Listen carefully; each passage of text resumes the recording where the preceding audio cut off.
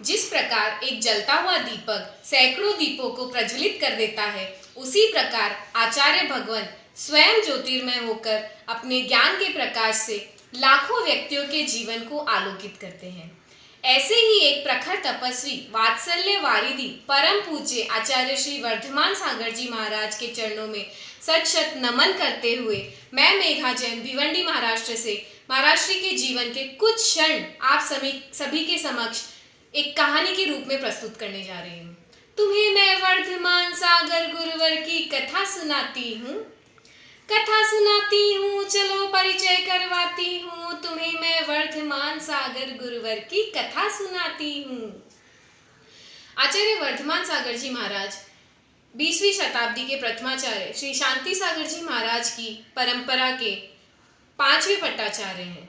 उनका जन्म 18 सितंबर 1950 को सनावद मध्य प्रदेश में पिता श्री कमल चंद जी एवं माता श्री मनोरमा देवी के घर हुआ।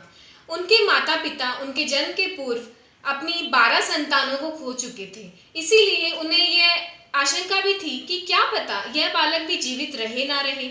इसीलिए माता पिता ने उन्हें नाम दिया यशवंत। यशवंत बचपन से ही हर क्षेत्र में अव्वल रहे और समय के साथ उनमें कई प्रशंसनीय परिवर्तन भी आए। कैसे हुए विरागी आगे तुम्हें बताती हूँ, तुम्हें मैं वर्धमान सागर गुरुवर की कथा सुनाती हूँ। गुरुओं का सानिध्य, उनका मार्गदर्शन, उनकी प्रेरणा मिल जाए तो किसी के भी जीवन में परिवर्तन आने में कोई देर नहीं लगती है। ऐसा ही कुछ बालक यशवंत के साथ हुआ जब सुपार्श्वती माता जी के दर्शन हुए और वह आश्चर्यचकित रह गए कि साधु जीवन में भी कितना सुख है। माता जी की प्रेरणा से उनका वैराग्य भाव पुष्ट हो गया। तत्पश्चात ज्ञानमती माता जी के सानिध्य में उन्होंने 5 वर्ष का बाल ब्रह्मचर्य व्रत का संकल्प लिया और आगे विमल सागर जी महाराज से आजीवन ब्रह्मचर्य व्रत धारण किया। उसके बाद वे आचार्य शिव सागर जी महाराज के संग में पहुंचे और उनसे मुनि दीक्षा की प्रार्थना की, लेकिन संयोगवश उसी दिन अचानक आचार्य श्री का देवलोक हो गया और फिर आचार्य धर्म सागर जी महाराज ने ब्रह्मचर्य यशवंत को मुनि दीक्षा प्रदान की और नया नाम दिया मुनि वर्धमान सागर। यूं मानो स्वयं महावीर जग में है पधारे, वर्धमान रूप को है धारे, अति भारी उपसर्ग भी आए, नेत्र ज्योति गई न घबराए। उनकी दीक्षा के बाद एक किस्सा ऐसा हुआ कि उनकी आंखों की रोशनी चली गई थी, लेकिन उन्होंने डॉक्टरी इलाज को अपनाने से इनकार कर दिया और वे सत्संग चंद्रप्रभु भगवान के चरणों में शांति भक्ति की स्तुति करने बैठ गए। और ये किसी चमत्कार से कम नहीं था कि 52 घंटों में ही उनकी आंखों की रोशनी लौट आई।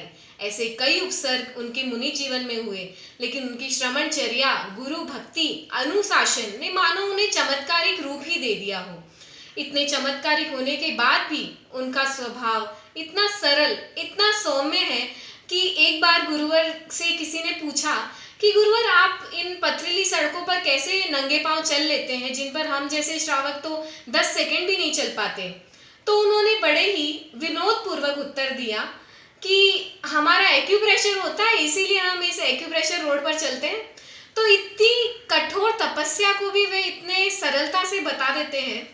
उनकी इन्हीं विशेषताओं ने मुझे हमेशा मेरे जीवन में प्रभावित किया है।